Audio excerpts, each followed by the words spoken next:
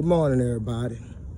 I'm coming to you this morning, taking a nice little stroll outside here, chilling in Texas at my son's apartment complex. Real beautiful weather out here today in Texas.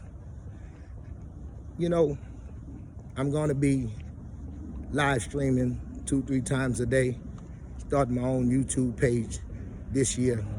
And I'm gonna be covering a lot of issues that you hear me talking about all the time, try to bring it to a broader base of people, okay? I think what I have to say is very important, and a lot of people would benefit from hearing what I have to say. But at no time am I ever gonna be a hypocrite, you understand? So, you know, I've been spending a lot of time studying, making sure that I'm trying to get as proficient in the word as I possibly can. But I'm still growing, understand that. So I know that I've gotten to the point where I'm ready to teach and ready to reach out to people simply through the things that I've done in this life, my experience, my accomplishments, my failures, okay? Where I feel like I'm rounded enough to be able to offer the generation under me, even some of the people that are my age will benefit off what I'm about to say or what I say, because I am about to give a lesson that I learned, okay? Well, recently, a test come across my path where I ran into someone that I was not prepared to meet spiritually, because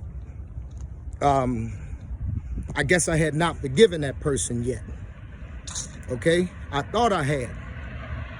And the person told me that they didn't believe in Jesus Christ. Now, my job is to plant the seed, irregardless to how I feel, whether I like you, dislike you, any of that. That's not what I'm called to do. What I'm called to do is win souls for my Lord and Savior, Jesus Christ. And I decided that I wasn't going to plant the seed. And I made my father's business my personal business. And I was so busy in my arrogance at the time because, you know, I'm gonna tell you my thought process. As soon as he said, I don't believe in Jesus Christ, I got happy in the fact of saying, oh, well, you're going to hell. But I said it in my mind. I didn't say it to him. And so the motivation in my spirit became dark.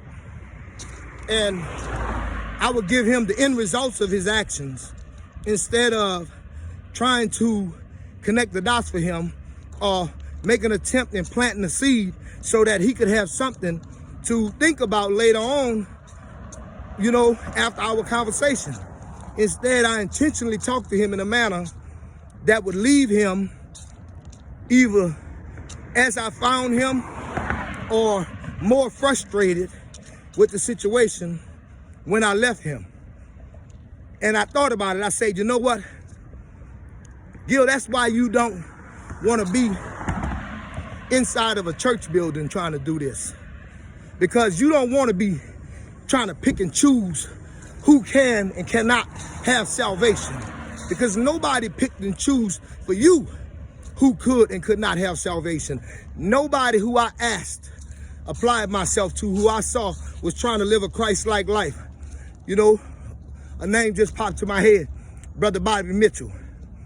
And a host of other good brothers out there who know that we share the word together. Minister Therese, you understand? And so I understand. I was like, wow, Gil, that's what you used to get mad at them doggone ministers for. That's what you used to get mad at the church for.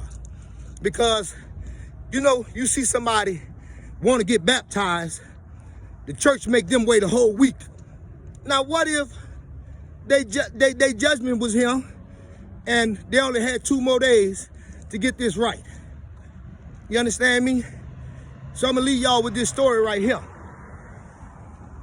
My Lord, I gotta call him my brother.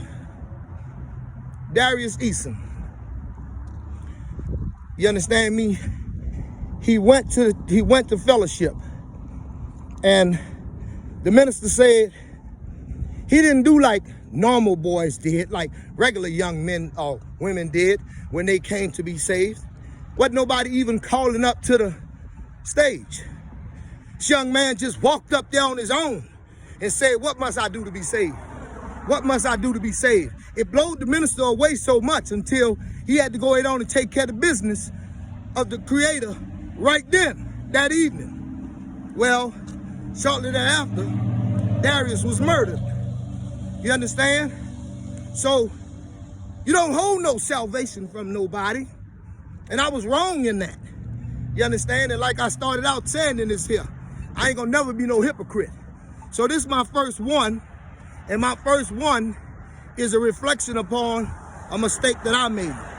So for all you ministers, brothers, sisters out there standing in judgment of somebody because of the way they doing things and how they feel, or because they in darkness, and so you decide that it annoy you so much that you not gonna give them the word.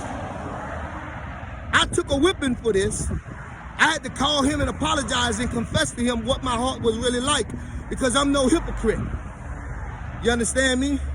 And tell him what my motivation was and why the conversation was so bad. Hallelujah. So look, from here on, anybody that can hear this and understand this and maybe could check yourself and make yourself a better leader, please take my advice. Plant the seed and move on.